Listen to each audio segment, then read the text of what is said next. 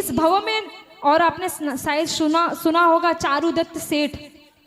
उस चारुदत्त सेठ ने बकरे को नमस्कार मंत्र सुनाया, अंत समय में सुनाया, और वह मरकर स्वधर्म इंद्र में स्वर्ग में देव बना। और वह देव जब नीचे आता है तो एक जगह चारण रिद्धिधारी मुनिराज बैठे हैं और एक जगह कौन बैठा है?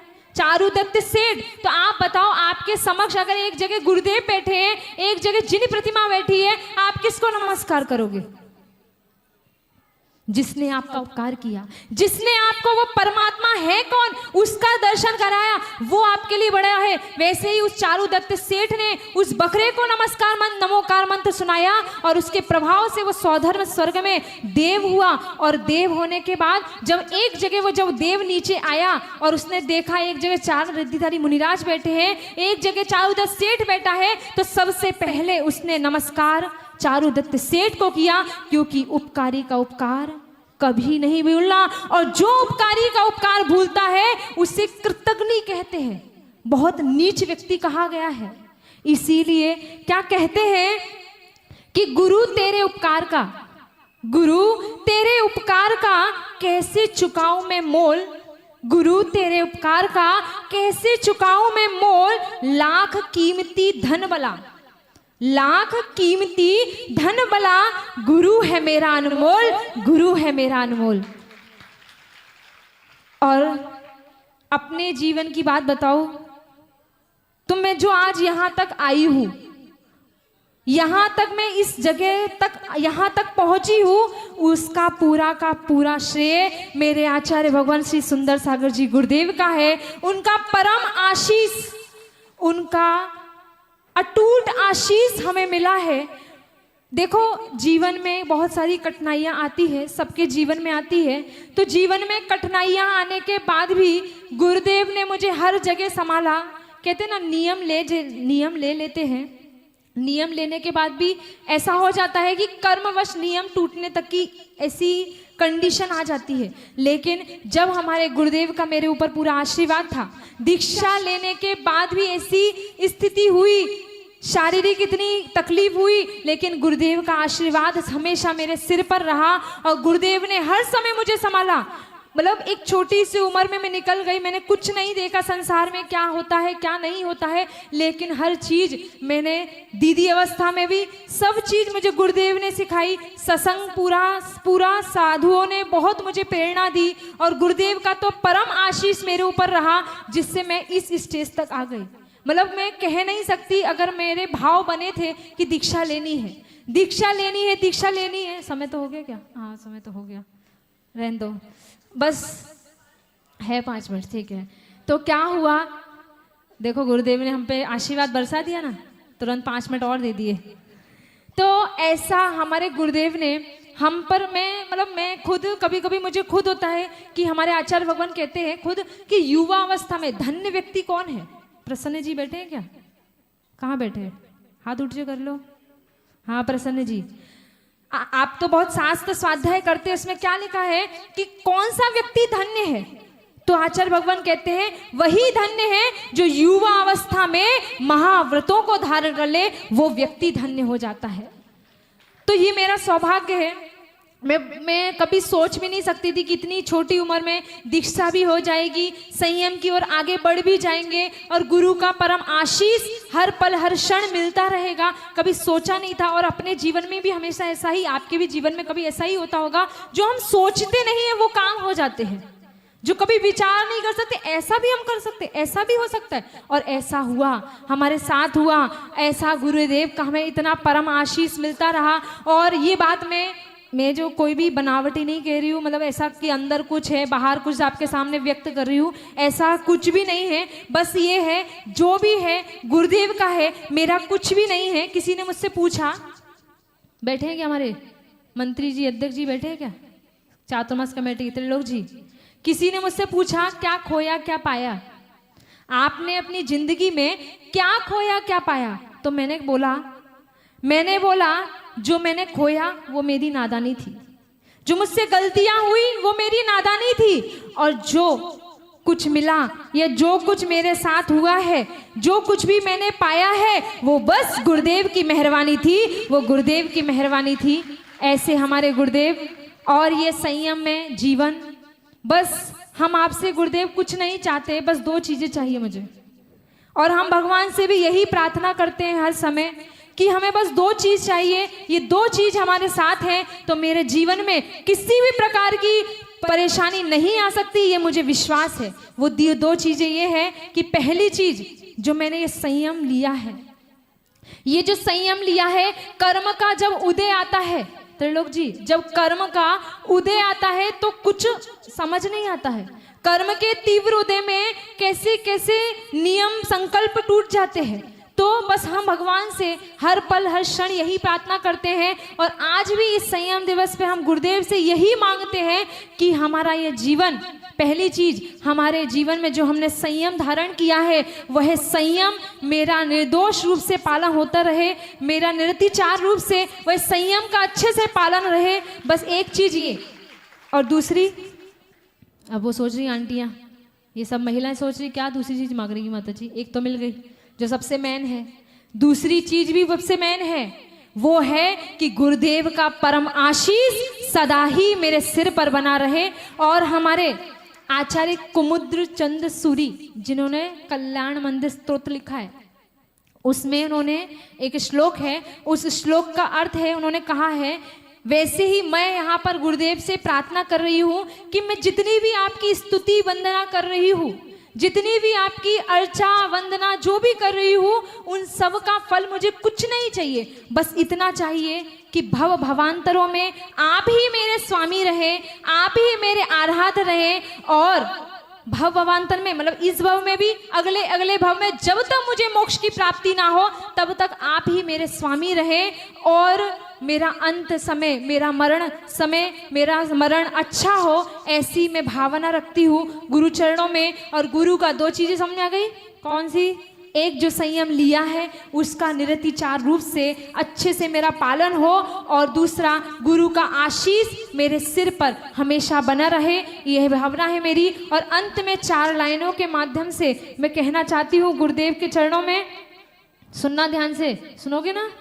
हाँ सुनो। क्या आपके सिल्वर फेस ने, गुरुदेव आपके सिल्वर फेस ने मेरे गोल्डन हार्ट पर, आपके सिल्वर फेस ने मेरे गोल्डन हार्ट पर कुछ ऐसा इफेक्ट किया, मैंने सबको रिजेक्ट कर आपको सिलेक्ट किया, मैंने सबको रिजेक्ट कर कर आपको सिलेक्ट किया। और जब आपको सिलेक्ट किया है तो इसीलिए मैं यहाँ तक आ गई हूँ। और मुझे निश्चित विश्वास है एक दिन उस मोक्ष अवस्था, उस शाश्वत सुख की भी अनुभूति मैं अवश्य ही करूँगी। आपका ऐसा ही परमाशीष मेरे मस्तक पर बना रहे। अंत में सहारा आप हो गुरुवर, सहारा आप हो गुरुवर, सहारे आपके हम हैं। सहारा आप हो गुरुवर, सहारा आपके हम हैं। समंदर आप हो गुरुवर, किनारे आपके हम हैं। समंदर आप हो गुरुवर, किनारे आपके हम हैं। तेरा आशीष हो तो। देखो ये चीजों से आपको भी सीख लेना चाहिए कि कैसा समर्पण भाव होना चाहिए, कैसी गुरु के प्रति भक्ति होनी चाहिए। अगर ये भक्ति में आपकी श्रद्धा में दृढ़ता है, जैसे अपन द्रोणाचार्य का उदाहरण और एकलव्य का, कि उसने 1 मिनट नहीं लगाया सोचने में, गुरु ने बोला हमें तुम्हारे सीधे हाथ का अंगूठा चाहिए, तुरंत काट के दे गया। ऐसी भक्ति होनी चाहिए। हम भी यही चाहते हैं कि हमारे अंदर ऐसी ही भक्ति गुरुदेव के चरणों में रहे। तो कहते हैं तेरा आशीष हो सिर पर, गुरुदेव आपका आशीष हो। गुरुदेव घड़ी दिखा रहे हैं, बस हो गया। आपका आशीष हो गुरुवर, तो हंस के हर गम सह लेंगे हम।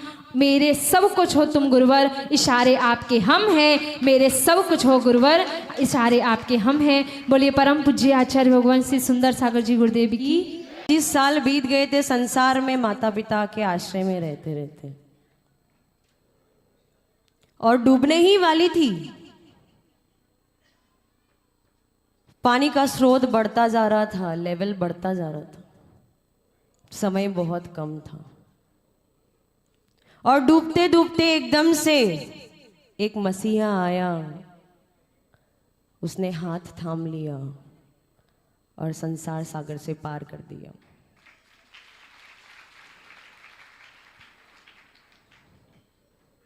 और वो मसीहा भी कैसे आया।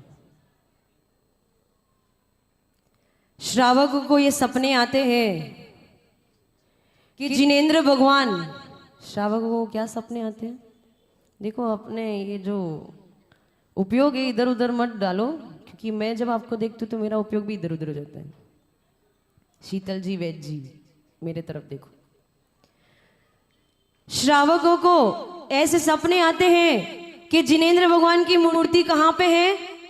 पृथ्वी के अंदर है, भूगर्भ में है, और समय आ चुका है जिनेंद्र भगवान की मूर्ति को पृथ्वी से बाहर निकाल के उसकी पूजा आराधना और अर्चना करने का समय आ गया है। उसी प्रकार से एक दिन मेरे सपने में गुरुवर आए। उन्होंने पीछे से आशीर्वाद दिया कि हे बालिका, अब तेरा समय आ चुका है। तेरे अंतरंग में भी एक सिद्ध आत्मा विराजमान है और अब समय आ गया है कि उसे तू बाहर निकाले ताकि लोग तेरी पूजा अर्चना करना प्रारंभ कर दे। माता पिता तो पानी में डूबे हुए थे और नीचे से पैर खींचे जा रहे थे। वो तो खींच रहे थे, लेकिन जैसे ही वो सपना आया मैंने सोच लिया कि समय आ गया है अपने कल्याण करने का।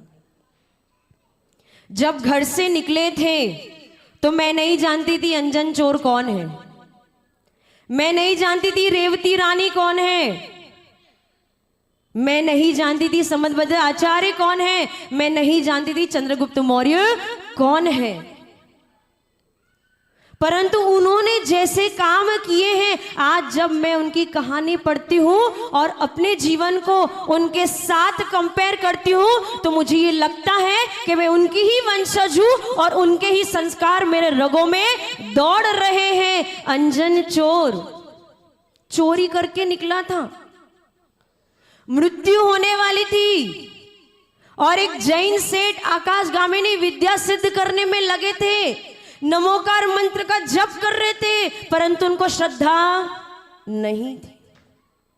अंजन चोर वहां से गुजर रहा था, वो वहां पे आ गया और सेठ जी से पूछा क्या करना है, तो सेठ जी ने बोल दिया नमोकार मंत्र जपो, तुम्हें आकाशगामिनी विद्या सिद्ध हो जाएगी। अंजन चोर उस मंत्र को भूल गया और एक ही मंत्र रटता रहा, आड़म ताड़म कछु ना जानम सेठ वचन प्रमाणम, क्योंकि वो सेठ कौन था? जैन धर्मात्मा था।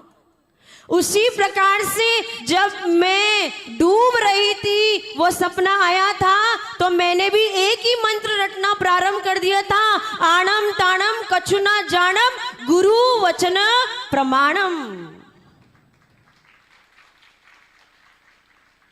और आकाशगामिनी विद्या तो बहुत दूर की बात है, गुरुदेव ने मुझे रत्न त्रय दे दिए, रत्न त्रय जो इस जीवन के सबसे बड़े अमूल्य धन है इस जीवन का, वो रत्न त्रय उन्होंने मेरे हाथ में दे दिए।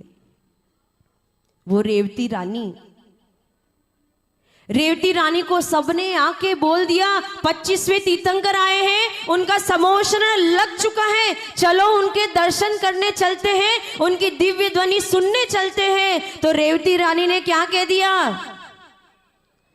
गलत रास्ते पे हजारों लोग चलेंगे, उनके साथ में चलने वाली नहीं हूं, यदि सत्य रास्ते में मुझे अकेला भी चलना पड़े तो मैं चल जाऊंगी। उसी प्रकार से घर से जब निकले थे तो कोई सपोर्ट सिस्टम नहीं था, किसी ने साथ नहीं दिया था, सब कह रहे थे शादी करो, संसार के मार्ग पर आगे बढ़ो, आगे बढ़ो। परंतु मैंने सोच लिया था, गुरुजी ने कहा है गलत रास्ते पे कितने ही लोग आगे बढ़े, यदि तुम्हें अकेले भी सत्य रास्ते पे चलना पड़े तो मैं तुम्हारा साथ दूंगा, लेकिन हमेशा सत्य रास्ते पे ही चलना, गलत रास्ते पे मत चलना। आज जब वो कहानियां पढ़ते ना तो ये समझ में आते हैं वो उनके ही संस्कार हैं जो हमारे अंतरंग में भरे पड़े हैं, ठसाठस भरे पड़े हैं, और जो वो करके आए हम भी अपने जीवन में वही कर रहे हैं। आचार्य भगवान कहते हैं कि आपको बहुत लोग मिल जाएंगे, ये पुरुष वर्ग है ना जिनको धन कमाने की बहुत उत्सुकता रहती है, आपको बहुत सारे लोग मिल जाएंगे जो आपको फॉर्मूला देंगे धन कमाने का। किसका फॉर्मूला देंगे?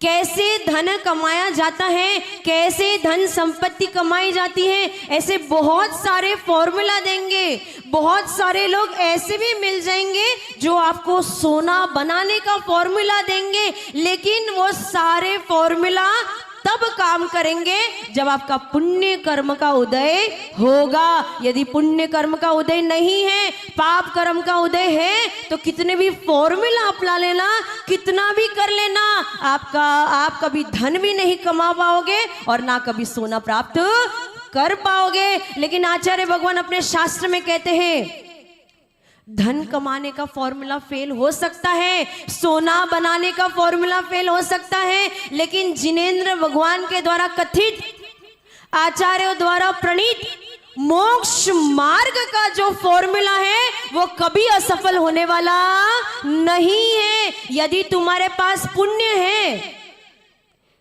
धन और संपत्ति कमाने के लिए तो पुण्य चाहिए, यदि पुण्य है तो ही कमा पाओगे। परंतु मोक्ष मार्ग पे चलते हुए राही के पास यदि पुण्य है तो वो पुण्य को क्षय करके भी सिद्ध शिला पे जाके विराजमान हो जाएगा, और यदि उसका पाप कर्म का उदय है तो उस पाप को भी नष्ट करके वो सिद्ध बने जाएगा।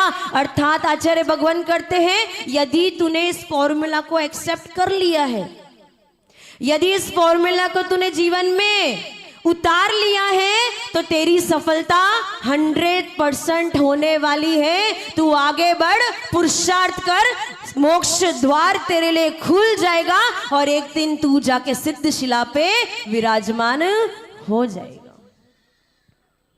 दीक्षा दिवस, दीक्षा दिवस को दूसरी तरीके से क्या कहते हैं? गुरु उपकार दिवस। बहुत बड़े उपकार है। ऐसा समय था कि कोई साथ नहीं था, लेकिन फिर भी साथ की कमी नहीं थी। कोई साथ नहीं देने तो तैयार था, जब घर चले गए तो घर के दरवाजे भी बंद हो गए। जिस मंदिर में मैंने 25 साल तक पूजा पाठ आराधना करी, जिन भगवान के दर्शन किए, वहां के लोग मुझे नीची नजरों से देखना प्रारंभ कर दिया था। जब मैं ब्रह्मचारिणी दीदी बन के वहां पे दर्शन करने गई थी तो लोग नीची नजर करके मुझे देख रहे थे, लेकिन ये गुरु का ही उपकार है कि आज उन्होंने मुझे ऐसे पद पे बिठा दिया है कि वो नीची नजरों से देखने वाले लोग आज मेरे सामने नजर नीची करके खड़े रहते हैं। ये है गुरु का उपकार। और आचार्य भगवान की क्या बात करूं? आचार्य भगवान ने मुझे, लोग ऐसे कहते हैं, मैं आपको एक बात बता दूं, लोग ऐसा कहते हैं कि माता जी आपका स्टेज पे रूप बहुत अलग होता है और रूम के अंदर रूप बहुत अलग होता है। वो इसलिए होता है कि स्टेज पे जब गुरुदेव विराजमान होते हैं तो सीधा एनर्जी सोर्स जो है वो यहाँ पे हमें मिलता है, रूम में तो मिलने वाला है नहीं। और इसीलिए आज तक 7 साल बीत गए, मेरी कभी भी ऐसी इच्छा नहीं हुई या मैंने कभी भी ऐसा सोचा नहीं या मेरे में शायद ऐसा दम उत्पन्न नहीं हुआ कि मैं अलग जाके गुरुदेव से अलग जाके कोई प्रोग्राम विधान आदि करूं। उन्होंने ही वो मुझे मौका दिया कि चंद्रगुप्त मौर्य, कौन?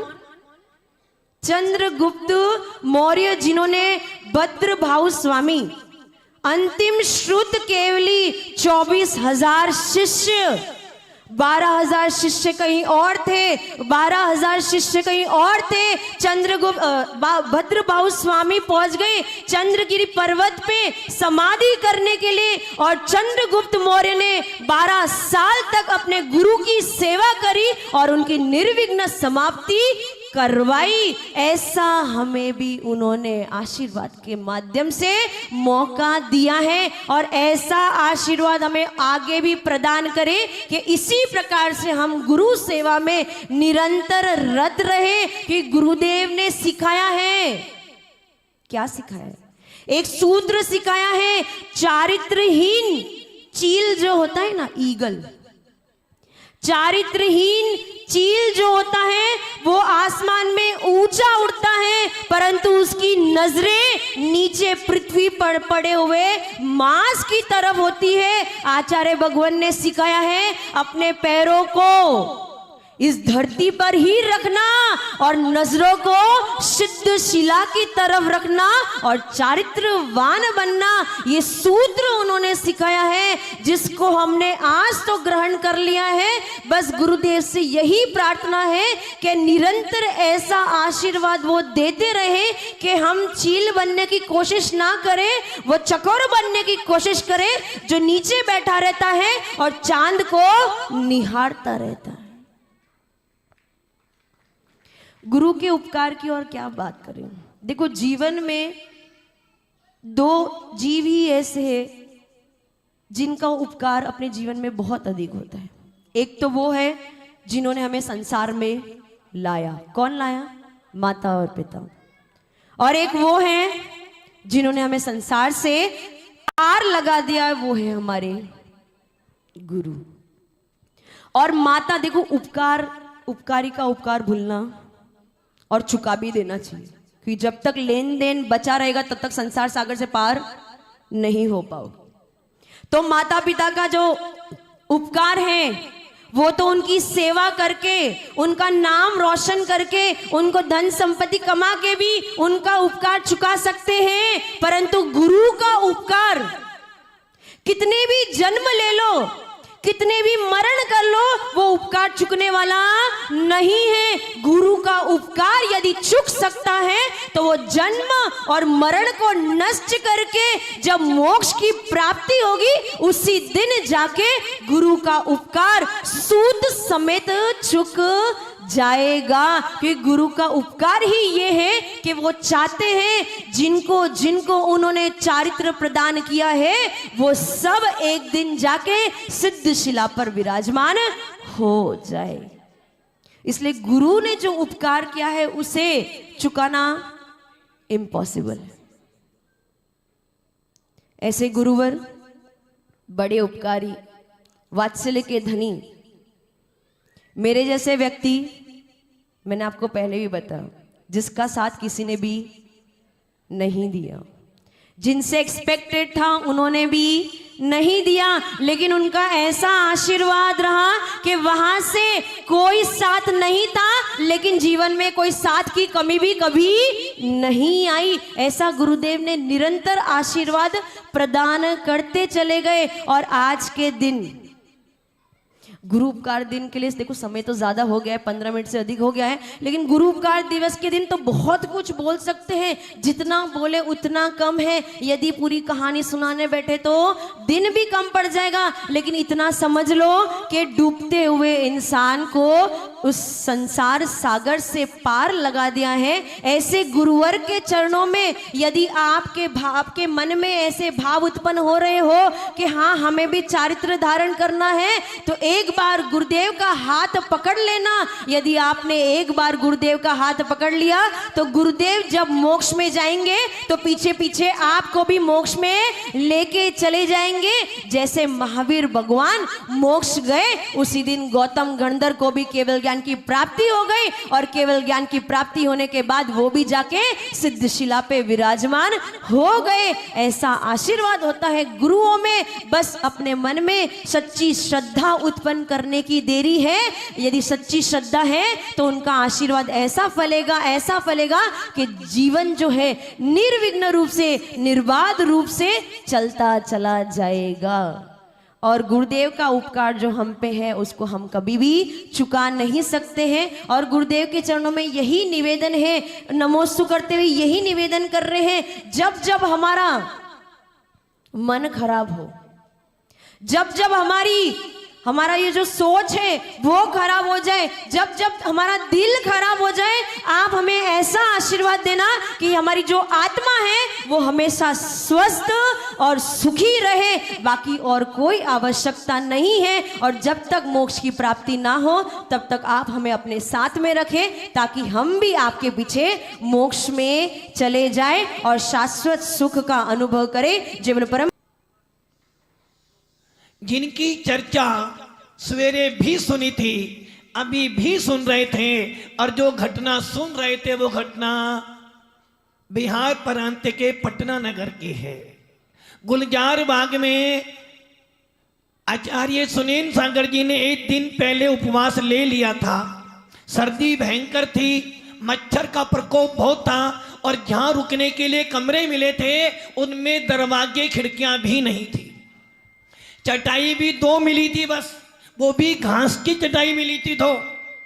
और जब पहुंचे ठंडी, बहुत ठंडी थी, और इतनी ठंडी थी कि गुरुदेव तो थोड़ी सी घास से लेकर लेट गए, और हम लोगों को 2-2 चटाई मिल गई थी।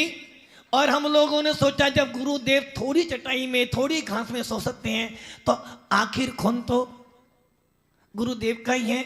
रात निकाली, सवेरे हिम्मत नहीं हो रही थी कि शुद्धि पे बाहर जाए, किंतु गुरुदेव ने, यदि गुरुदेव जाएंगे तो अधिक उड़ जाएगा, तो मक्खियां तो सांस में जाएगी। और जब हम लोग गए वो गुलजार बाग के एकदम जहाँ भगवान सुदर्शन स्वामी की छतरी बनी है वहां तक गुरुदेव ले गए, और वहां तालाब था। उस तालाब में जो माताजी ने घटना मतलब वो देखा, और देखने के बाद लगा मन में कि गुरु जो होते हैं मात उम्र से बड़े नहीं होते हैं, अनुभव से भी बड़े होते हैं। और जब वापिस आए तो आचार्य सुनील सागर मेरे से कहते हैं, सुंदर सागर जी मैंने तो कल उपवास ले लिया था गुरुदेव से, अब हाथ पैर तो पूरे के पूरे अकड़ रहे, अब क्या करना चाहिए?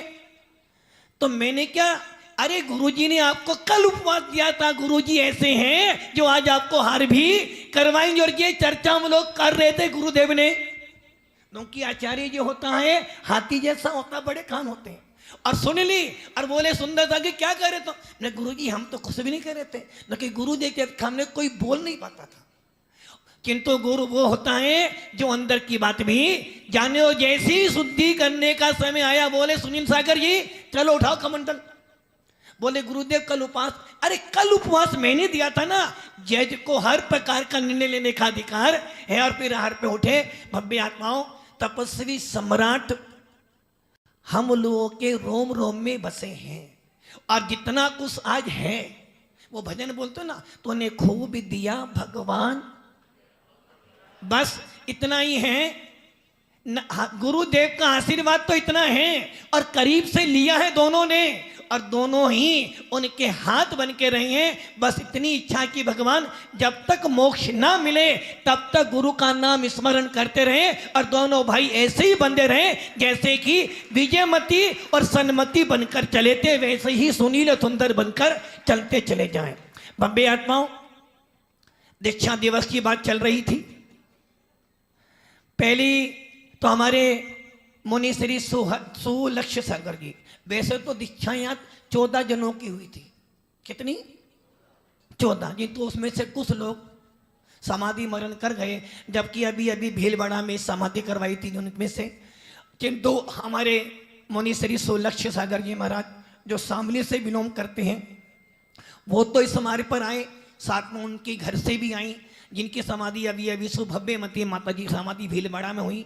चंडीगढ़ में 7 दीक्षाएं हुई थी, उसमें से मात्र एक सुलक्ष्य सागर जी अभी साथ में है, बाकी समाधि हो गई। और बांसवाड़ा में 6 समाधियां हुई थी, बांसवाड़ा में 6 दीक्षा हुई, जिसमें से अरे भैया दीक्षा ली जाती है समाधि मरण करने के लिए। आचार्य भगवंत भगवती आराधना में कहते हैं जिनको समाधि करनी हो वो ही दीक्षा लेता है। आचार्य समतवर स्वामी कहते हैं रतन करण शाकाचार्य में, जिनको संलेखना करनी हो सबसे पहले महाभारत धारण कर, और जिस दिन साधु दीक्षा लेता है अपना कफन तैयार कर लेता है। अब टेंशन नहीं है, मरना तो निश्चित हो गया है।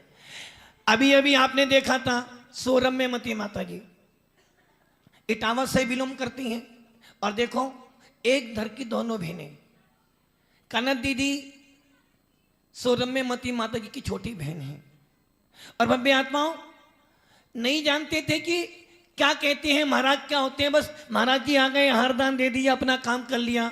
किंतु जब वैराग्य की लगन लग जाती है ना, जब गुरु से राग लग जाता है ना, हम भी ऐसे ही निकले थे।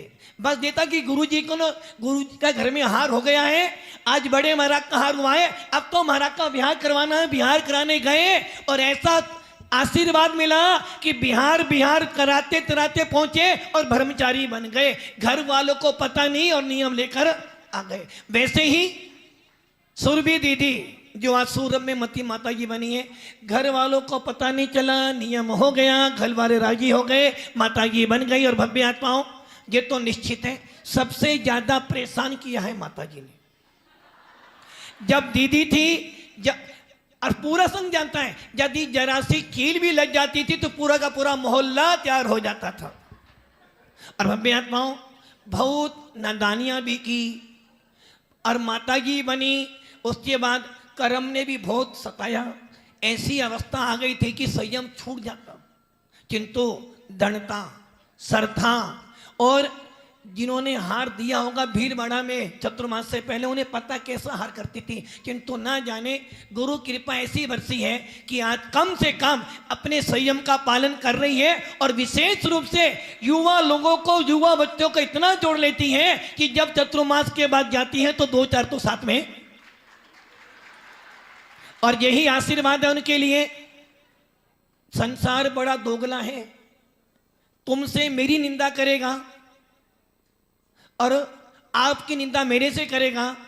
इन श्रावकों के बीच से बच के रहना, कहीं ऐसा ना हो जाए गुरु शिष्य के बीच में दीवार खड़ी कर दे। इसलिए आपके लिए यही आशीर्वाद है कि संयम अच्छा पले, निर्दोष पालन हो, धर्म की प्रभावना करो और अंकली कर परंपरा का नाम रोशन करो, अंत में निर्विकल्प समाधि मरण करो।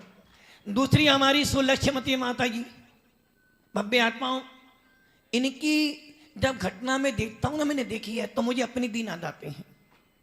अब आप सोच लो, एक लड़की जब शादी करती है तो माता पिता विदाई देते हैं।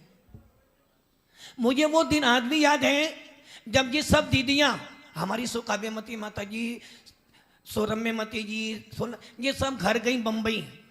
अब सोच लो कितना पाप कर्म का हो देता सुलक्ष्मती का, पूजा दीदी का।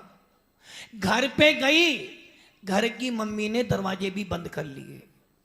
सोच लो आप, मोक्ष मार्ग पे जा रही हैं, अरे तुम्हारा नाम रोशन करने जा रही है, घर के दरवाजे बंद कर लिए। जिन लोगों ने इनको देखा अपना मुंह नीचे कर लिया, और आज वो दिन है वही लोग इनको बदनामी करते, माता जी हमें जाना, बम्बई से आए हैं। भव्य आत्माओं बहुत संघर्ष झेला, यहां तक कि शामली के अंदर संघ पहुंच गया है। मम्मी पापा पुलिस भी ले आए, बेटी को तो ले जाना है। किंतु बेटी ने क्या बोला, मम्मी मैं बालिक हूं, मेरी बिना मर्जी ले जाओगे तो आपको जेल भी हो सकती है। इतनी दृढ़ता, इतनी कठोरता आई जब जाकर बनवाई पूजा सुलक्ष्मती माता जी। और भव्य आत्माओं, मानता हूं मैं, देखो गुरु कुछ देता नहीं है, गुरु तो मात्र 2 घंटे में माता जी बना देगा और आप ताली बजा लोगे। गुरु तो 1 घंटे में संस्कार कर देगा और आप ताली बजाओगे, माता जी बहुत अच्छा बहुत अच्छा। उस दिन तो कमंडल देने वाले बहुत मिल जाएंगे, किंतु दीक्षा के बाद कोई साथ देने वाला नहीं मिलता। किंतु गुरु का आशीर्वाद जिसके ऊपर होता है वो तूफानों से भी पार हो जाता है। और माता जी ने वही काम किया। पहले कुछ नहीं जानती थी, किंतु दीक्षा लेने के बाद इनके पूर्व संस्कार ऐसे उदय में आ गए कि आज बड़े बड़े शास्त्र भी आसानी से पढ़ लेती हैं। जिन समस्याओं को मुझे भी देखना पड़ता है और चर्चा करते हैं तो मात्र 2-3 मिनट में ही सारा हल कर लेती हैं। ऐसी सुलक्ष्यमती माता जी के लिए बहुत आशीर्वाद कि वो भी अपना ज्ञान बढ़ाएं, रत्नत्र के बढ़ाएं और अपनी निर्विकल्प समाधि मरण करें। और ये ध्यान रखना, गुरु का नाम हो ना हो किंतु भगवान महावीर का शासन का नाम निश्चित हो। और दादा गुरु ने आशीर्वाद दिया था बम्बई में बड़ा श्रीफल, और वो श्रीफल यही प्रतीक है कि तुम भी संसार में बड़े बड़े काम करो और अंत में निर्विकल्प समाधि मरण करके सिद्धत पद की प्राप्ति करो। तीसरी दीक्षा हुई थी आरिका सुकाव्यमती माता की। और मैं बोल दूं, मैं बार बार बोलता हूं, ये मुझे मिली है, वो दोनों मैंने कमाए थे और ये तो मुझे आचार्य सन्मति सागर महाराज का उपहार मिला है। यदि वास्तव में मैं ये आज भी कहता हूं, यदि सुकाव्यमती माता जी उस समय तपस्वी सम्राट से दीक्षा ले लेती तो आज इनकी दीक्षा को पूरे के पूरे 14 साल हो जाते। जिस हारिका ने, जिस रीता दीदी ने विमल सागर महाराज का बचपन से सानिध्य पाया हो, जिस विमल सागर महाराज ने अपने हाथों से जिनको शास्त्र दियो, जो आचार्य विमल सागर के पास में ना जाने कितनी बार गई होंगी, कितनी बार चरण देखे होंगे, कितनी बार उनके साथ बैठी होंगी, तब भी आचार्य विमल सागर ने बोला, बेटा तुझे स्यादवाद मती जैसा बनना है। और निश्चित है दादा गुरु का आशीर्वाद है तो प्योर सत्य होगा। उसके बाद आरिका विशुद्धमती माता जी के चतुर्मासों में बहुत नियम संयम लिए।